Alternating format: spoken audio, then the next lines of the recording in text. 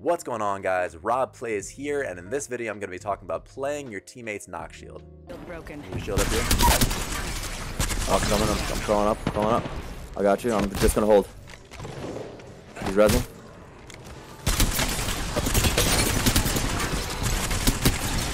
He's right behind the she's right playing his boy. He's playing his boy shield. That's his broke. He's silent. Nice. How should you approach this fight in order to improve your chances of success? I'll go over the shoulds and should nots, practice drills, how to reload on a knock shield, gun selection, when to heal, and some miscellaneous tips that you might be surprised you hadn't thought of that will skew the odds of success in your favor. Without further ado, let's get into it. When you're in a close quarters engagement and your teammate goes down next to you, you should immediately default to using his knock shield to block shots. There are exceptions, but this is the right play most of the time, and if you're bad at playing knock shields, start doing it 100% of the time until you improve. Your teammate's knock shield can be a powerful tool in a fight.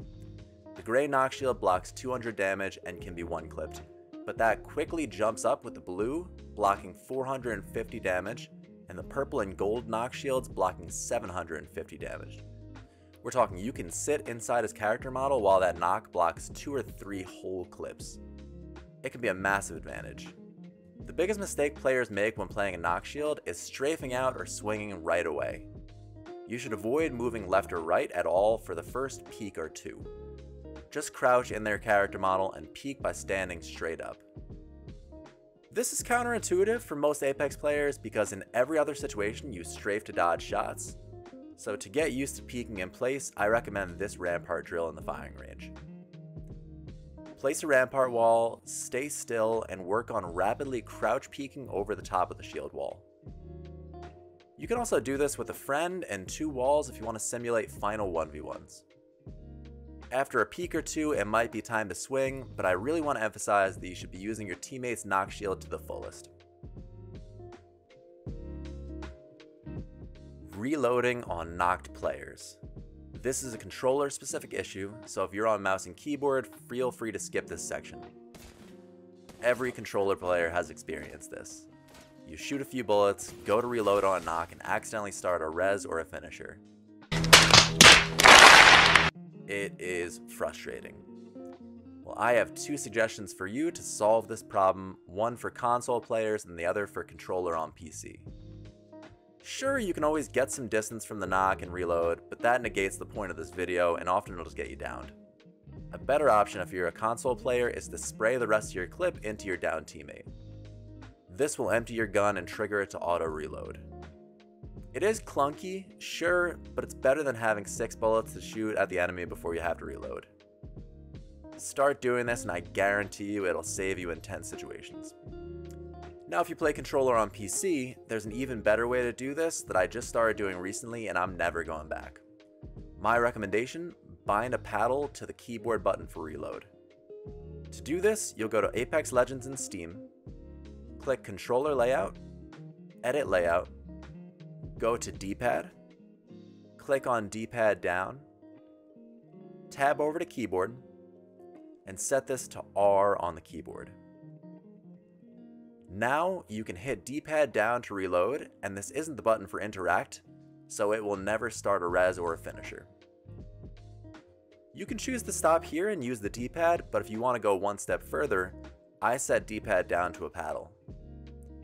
On the Xbox Elite Series 2 controller, you'll go to Xbox Accessories app, Configure, click on the pencil to edit your configuration, and put this on one of your paddles. With this, you can now smoothly reload on a knock shield and never accidentally start the res again.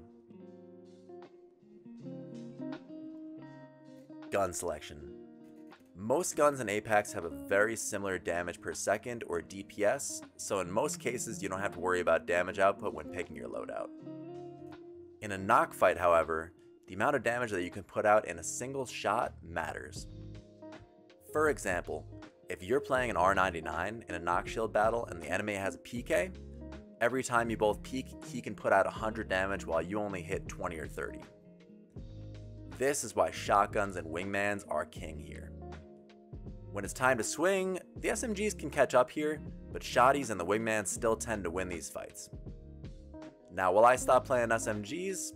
No, they have perks in all kinds of other situations, but if you find your playstyle lands you in a lot of knock shield battles, you should consider switching to guns that do more damage per bullet. Finally, I have 2 more tips that you should really stick around to hear because not enough people use them. First, heal on your teammate's knock shield. Not every time. If the enemy is applying pressure or you're already at an advantage, you might want to skip healing and fight it out. But all too often players miss an opportunity to pop a bat while using their teammate's purple knock shield. Don't just sit there with 40 health thinking that you're going to outplay the enemy with a full shield.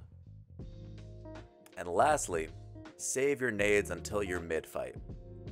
Tons of players waste all of their nades early on in the fight, hoping that the enemy won't step a few meters away and dodge it.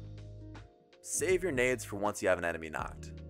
When you're playing knock for knock, a well-placed arc star will force the enemy out into the open where you could pick them off from behind cover. Start saving your nades for after you knock an enemy and it will elevate your game. So that's the video.